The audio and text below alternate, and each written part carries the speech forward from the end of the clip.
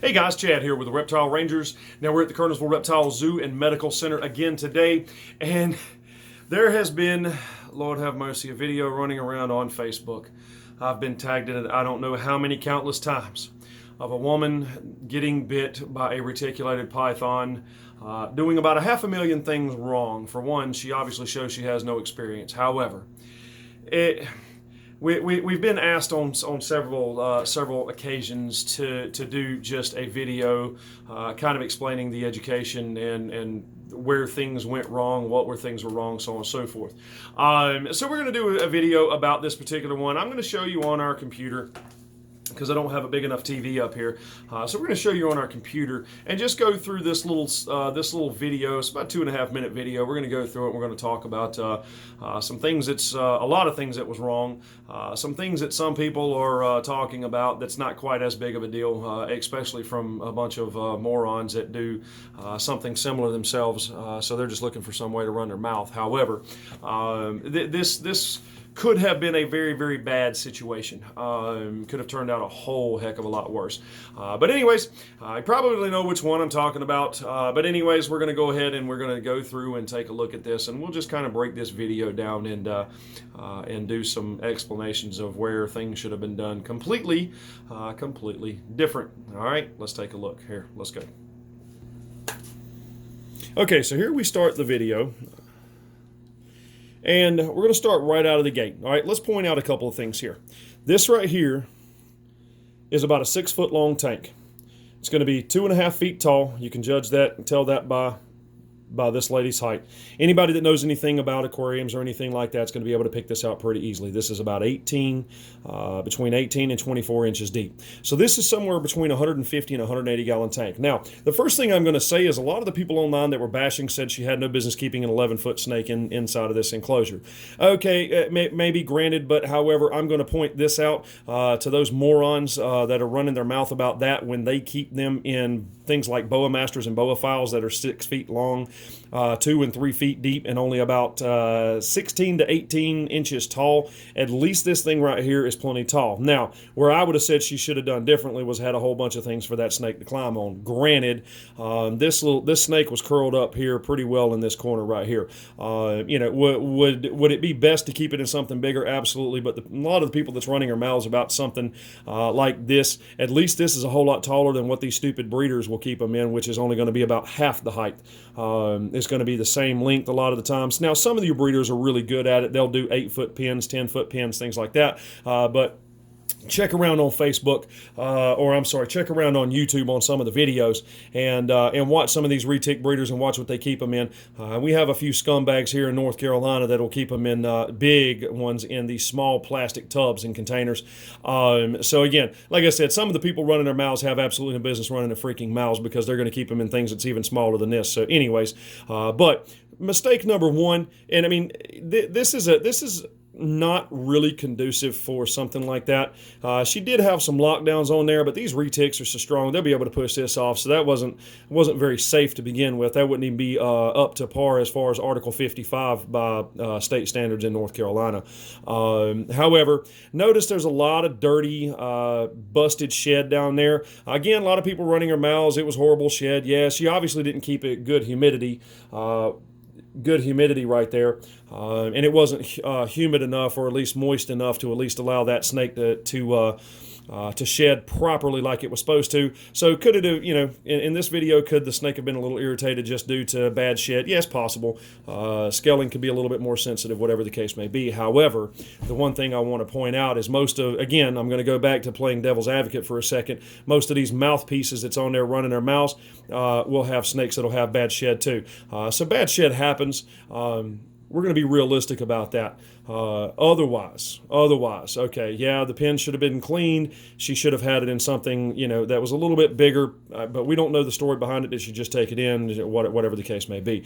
Like I said, she's obviously inexperienced, as the video is going to show. But I'm pointing out just the first couple of things right out of the gate that could have been different, and probably should have been different. The nasty pen, that should have been a whole lot cleaner. I mean, when something has a bad shed, go ahead and get all that bad shed out of there. Is it really going to hurt anything? No. I mean, it's no different different than leaves on the ground or anything, you know, that they would be on in the jungle. It's just appearance, which means that it's not as tidy as it could have been. It's not as clean as it should have been. But again, so 6 foot tank, at least 2.5 feet tall, pushing 3 feet tall, and about 18 to 24 inches deep. So I mean, that was a big tank, given the size of the snake itself. Could it have been a better setup? Yeah, absolutely. All right, let's take a look. All right, so this is the fun time I was telling you about. We're going to see how Chris does in dealing with the back end of a 11-foot snake. Hi, baby girl.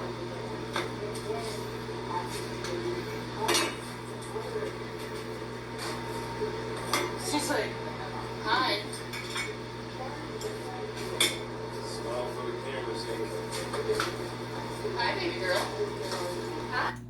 Okay, now we're going to pause. Very first thing, notice here, she said she was going to say about how to deal with the back end of a snake. They're going to be feeding this particular snake. Notice how quickly, as soon as that snake comes out, she opens that lid, that snake comes shooting out of that tank. And this girl pays absolutely no attention. Either one of two things. She paid no attention to it, or she just thought that just absolutely nothing would happen since the camera was rolling, like a lot of idiots when a camera gets to rolling, that they're just going to take a lot of undue chances because nothing's going to happen. I've got this, I'm an expert, I'm so on and so forth. Okay, so problem number 2 that we see, not only, you know, of course, the bad shed and the kind of dirty habitat here, but the fact that that thing instantly comes shooting out in food mode. Now, we're going to take a look at the end of this video here in a few minutes, and we're going to see exactly why that animal was probably in feed mode almost all the time, which is a bunch of stupidity. That's a second-rate keeper's mistake. But let's keep on looking here. You gonna come out? Oh. Okay. All right, so you see what just happened right there. Instead of using a hook, instead of using a stick, instead of using something, and you see right here, what is it? What is this right here? That right there. That is a snake hook. Well, how incredible is that? Anybody, and even retic breeders that I can't stand, will tell people that you don't just go sticking your hands into a reticulated python pen. For one, if you've seen the video that we did, they have combat teeth, tearing teeth. And these animals are insanely food aggressive. I absolutely love retics, Burmese, I love them all. They're amazing, amazing snakes. But this right here is an absolute unexperienced second-rate keeper video right here, and she really has no business keeping large snakes with the way that she acted like that. However, right there is a snake hook. At least with the snake hook, she could have let that animal know that it was not food. What was the first thing she did? Oh, look how cute you are. I'm just going to reach right up and I'm just going to help you back in that pen. First off, she didn't realize that that animal was in food mode. The way that it come out, it was in food aggressive mode. Number 2, she reached over to touch it, and she's paying the price for it. All right, so let's keep on looking. Need a hand? No. I'm gonna talk to Crystal. Hopefully. Ow. Should I continue filming? No. Yes. Yes. Ow. Don't. Okay, so in this right here, if you pay attention, you can see kind of how dirty the bottom of that tank is with all that busted shed. And if you'll pay attention, you'll actually see that it does have a lot of shed still on it. And most of the time when snakes get done shedding right after a shed, they're incredibly hungry. That's a great time to feed them because they've went the extra time without food. So they tend to be a little bit more aggressively hungry after a shed, especially if you have them on a regular feeding schedule, 7 days, 14 days, something like that, because the average shed cycle of a snake is 10 to 14 days anyhow. So they're going to be ready to feed after they shed for sure. All right, let's keep looking. Okay, no, I need you to get the other end done. Like, quickly, please.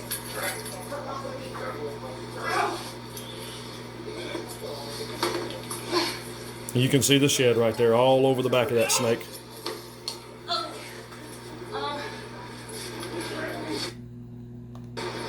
Okay, so you see how he's got her right by the wrist. Got her right there.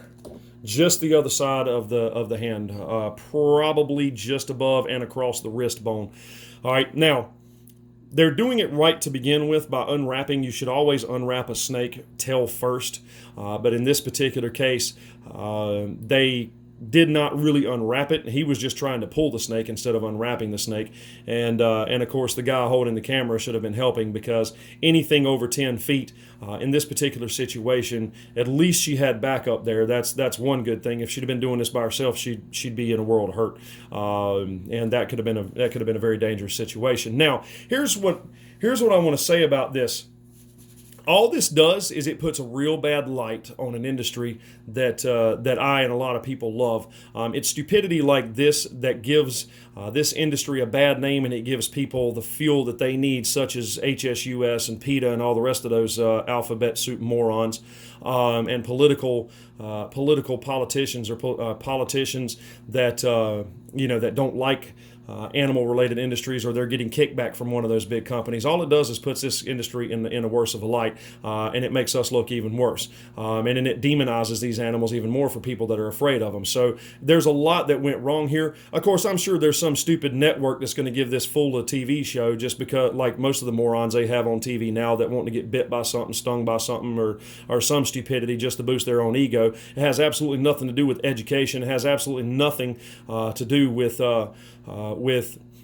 making sure that the conservation of these animals and the education is put out there correctly. All it's about is some moron that's just wanting to get famous. And I've personally had about enough of that stupid nonsense. But like I said, I'm sure there's going to be some TV station that's going to actually offer this girl some kind of a TV show. Wouldn't surprise me none. But anyways, let's keep looking.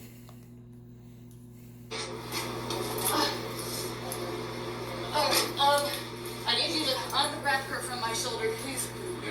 Okay. Get her off. Nope. All right, now, they're doing it right here, unwrapping it by the tail. But I want you to take a look and see what you see right here. Anybody that's an experienced keeper is going to know what I'm pointing at right there, okay? Right there. What are those? Those would be rat breeding racks. What is the absolute stupidest thing that you could have in a freaking room with a large, constricting, mammal-eating snake 24/7? Their food.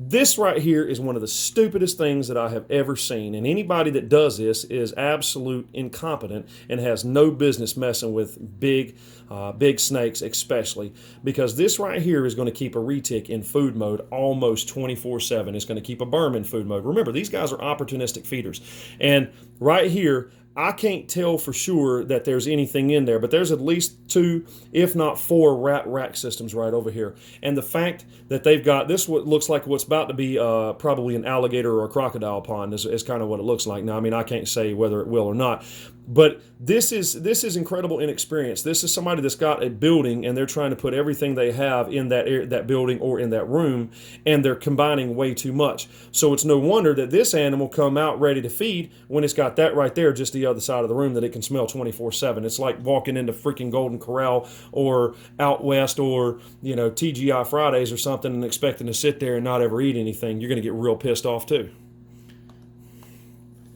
So this is why you have 2 people. At least you got that part right. Can we see if we can get her off of my arm? Wait, you two. Okay. Her wrapping my leg isn't as so get the snake hook, see if you can get it like inside her. No, don't pull her. Okay, number 3. They were doing it right to begin with by trying to unwrap her. However, yes, she is correct. You can start to see blood here on the floor. Okay, let me turn this down just a little bit here, and there we go. Okay, so you can start to see the blood droplets going on the floor. Where the snake's head is right here around her wrist, and there will be a huge blood pool there. Like I said, these guys have tearing teeth. Now, also remember, most all snakes have a little bit of anticoagulant inside of their saliva anyway, so blood is not going to stop. It's not going to coagulate as quickly. It's not going to clot up as quickly. But this guy right here, and now what he's doing, there's a lot of things wrong with this. If she's going across any of the arteries inside of the arm, let's say he rips that off and he tears an artery, she's really really going to have a problem. Number two, you should not try and pry the teeth off because the teeth will still be left inside of her. That's problem number two. Number three, there was much easier ways to do this. In large constrictors, you can take and do like really cold ice water. A lot of people will keep rubbing alcohol in a spray bottle, peroxide in a spray bottle. You could do hand sanitizer, just keeping stuff like that available. No, I don't suggest it, but I have seen some people even use tasers because, I mean, think about what a taser does. When you hit it with electricity, it tenses up real quick, but then it relaxes. The muscles relax because they have no muscular control. Same thing can happen with a snake, but you can damage the snake. So, I mean, if you're an experienced keeper, and make mistakes happen. Look, we all get bit from time to time. We all make foolish, stupid mistakes. There was just way too many stupid mistakes in this one that could have been avoided. And so what she should have done, or what this helper should have done, was had at least a spray bottle of rubbing alcohol, or especially cold ice water. Ice water, they can't handle that. That would be another really good one, and pour it right inside the mouth. You'll see the snake let go here in a second. But like I said, this video right here is just something that's just about trying to point out not only what was wrong, what should have been done better, and the stupidity of this whole video running around that just puts a bad light into our industry. All right, so let's finish this up. No, honey, you need to get underneath her finger, her teeth. Yes. See if you can get her too. There we go. Keep going. Oh! All right. So. Fucking A. And look at what's happening. As soon as he pried it off. Now she's squeezing. Yeah. This snake is squeezing, of course. All right. So. This snake is still squeezing it, so, you know, what little bit of blood pressure she's got going underneath, of course, the snake is going to be helping to push some of that blood out. But, all right, so. Okay, guys, so hopefully this has been somewhat helpful. Look, we don't want to try and make anybody feel bad. It's like going on a Facebook group and you ask a question and you got all these morons that want to just bash you for not knowing the answer. That's what it's there for. This is about education. We're not going to try and bash anybody, but we're going to point it out exactly where it's at and the stupidity of it. And then, like I said, this girl was absolutely inexperienced. She shows she has no experience with these kind of animals.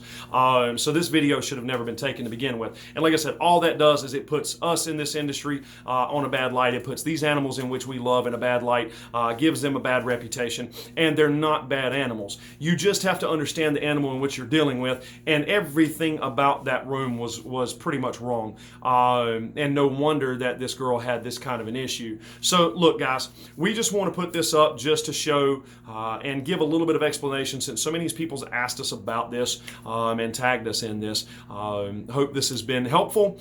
Make sure to hit the subscribe button, make sure to hit the like button, hit that bell for notifications. Make sure to write us in. Let us know what you want us to film about. People are doing it all the time, hence this video right here. Medical conditions, the zoo itself, how to keep animals, whatever the case may be.